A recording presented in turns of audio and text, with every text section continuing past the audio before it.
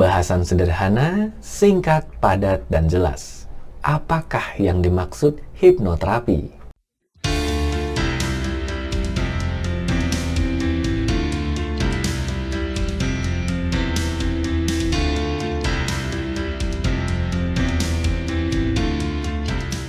Halo para sahabat peminat dan penggiat hipnoterapi dimanapun Anda berada. Kembali berjumpa di playlist Kupas Hipnoterapi di YouTube channel saya, Alguskan Nalendra. Memulai perjalanan kita untuk memahami hipnoterapi secara lebih teknis, mendetail, dan terstruktur, di video kali ini kita akan memulainya dengan memahami terlebih dahulu apa yang dimaksud hipnoterapi. Ngomong-ngomong, bagi Anda yang belum familiar, playlist Kupas Hipnoterapi ini dimaksudkan untuk secara khusus mengakomodir berbagai video pembahasan di mana saya mengulas hipnoterapi yang menjadi bagian dari keseharian saya berpraktek sebagai hipnoterapis membersamai para klien saya di kantor praktek saya di Bandung. Kalau Anda bukan kebetulan, bukan seseorang yang menyukai tema-tema seputar hipnoterapi dan Anda lebih menyukai konten lain yang bertemakan inspirasi ringan atau inspirasi umum, silakan menemukannya di playlist lain di YouTube channel saya ini. Sebagaimana saya sampaikan di video terdahulu, yang juga menjadi video pembuka di playlist Kupas Hipnoterapi ini, kita akan membahas lika-liku hipnoterapi, baik itu secara teori, praktek, ataupun berbagai ulasan lain yang diperlukan di dalam playlist Kupas Hipnoterapi ini. Di video kali ini, kita akan memulainya dari topik yang paling mendasar, yang juga mengajak kita untuk memahami apa itu hipnoterapi. Sedikit catatan, sebagai topik awal, topik kali ini belum akan menyajikan pembahasan yang cukup panjang.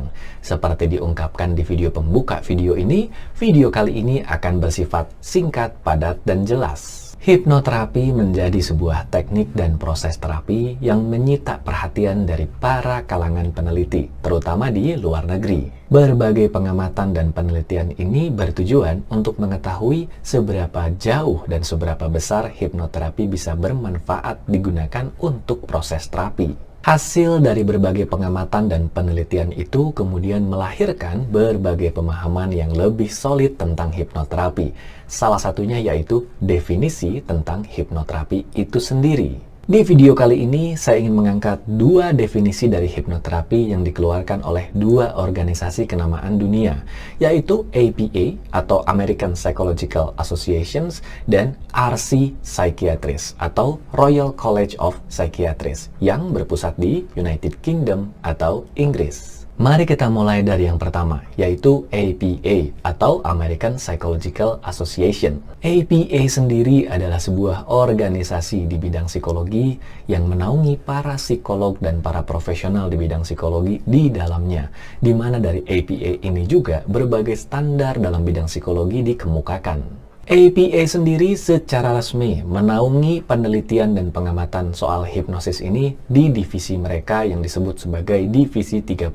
Divisi 30 ini sendiri dinamai sebagai Society of Psychological Hypnosis. Definisi dari hipnoterapi menurut Divisi 30 APA atau Society of Psychological Hypnosis ini sendiri adalah penggunaan hipnosis untuk penanganan berbagai jenis gangguan dan keluhan medis atau psikologis. Ngomong-ngomong, kalau Anda ingin memastikannya langsung, saya juga menyertakan link menuju definisi tersebut sebagai kutipan dari video ini di kolom deskripsi. Berikutnya, menurut Royal College of Psychiatrists, hipnoterapi didefinisikan sebagai terapi psikologis yang menggunakan hipnosis untuk membantu penanganan masalah mental atau kondisi fisik tertentu, di mana hipnoterapi ini juga menurut Royal College of Psychiatrists bisa digunakan untuk membantu mengubah kebiasaan.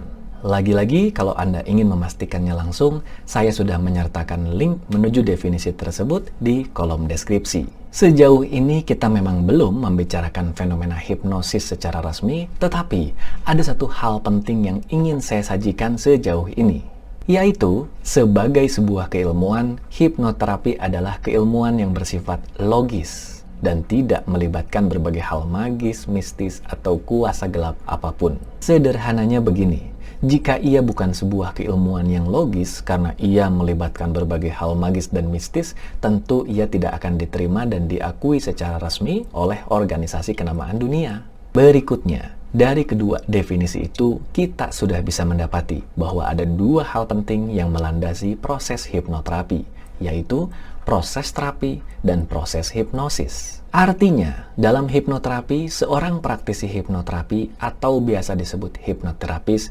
menggunakan kondisi hipnosis untuk menciptakan efek terapeutik atau melakukan proses terapi dalam kondisi hipnosis untuk membantu menangani permasalahan yang klien keluhkan.